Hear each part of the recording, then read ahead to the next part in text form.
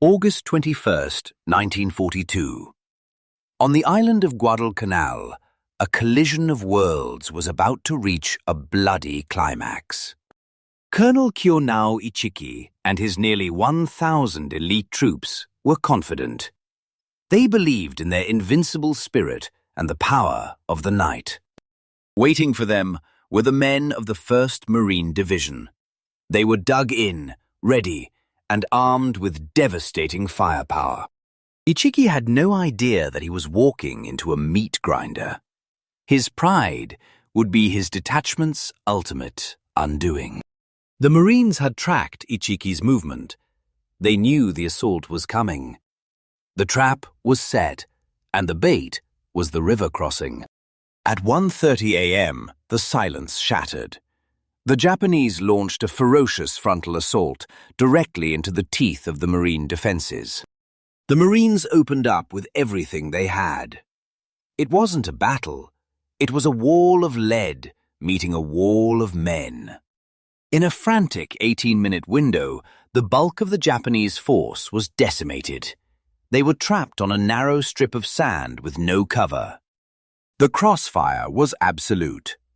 Marine 37mm guns firing canister shot turned the sandspit into a slaughterhouse within minutes. For 18 minutes, the Japanese detachment was subjected to a level of concentrated fire that few units in history have ever survived. When the sun finally rose, the true scale of the disaster became clear. The elite Ichiki detachment had effectively ceased to exist. Out of the roughly 1,000 men who attacked, nearly 800 were dead. Colonel Ichiki, realizing his failure, took his own life. It was a lesson the world would soon learn. The era of the bayonet charge was over, crushed by the brutal efficiency of modern defense.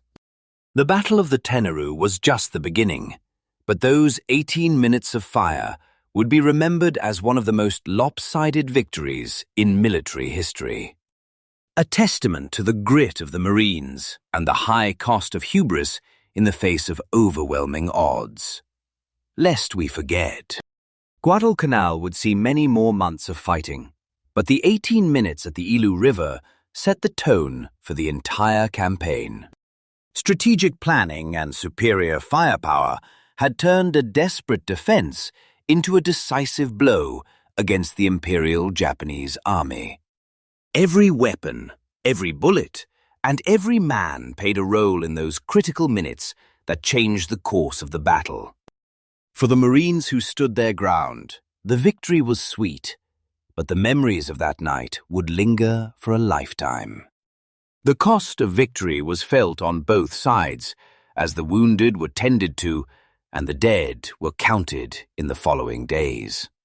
Reports of the lopsided victory at the Ilu River were sent back, providing a much-needed boost to morale for the American forces.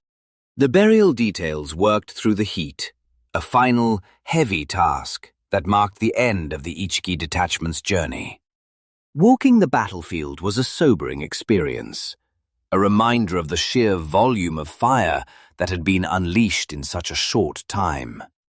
As another day ended, the Marines knew they had survived a trial by fire, one that would be written into the annals of history. Prayers were said for the fallen, a moment of quiet in a world that had been filled with the roar of guns just hours before. Letters were written home, telling families of the survival and the heavy cost of the night's battle on the sandspit. Connection to the outside world was a lifeline, a reminder of what they were fighting for in the dark jungles of the Pacific. The 18-minute victory was a milestone, but the Marines knew the road to victory across the Pacific was still long and dangerous. They were young men from across America, thrust into a nightmare and emerging as heroes who held the line when it mattered most. The 18 minutes of Tenaru would echo through history as a moment of absolute annihilation and an unforgettable display of Marine courage. From the shadows of the jungle to the light of history, the story of the 18-minute battle remains a stark reminder of the reality of war.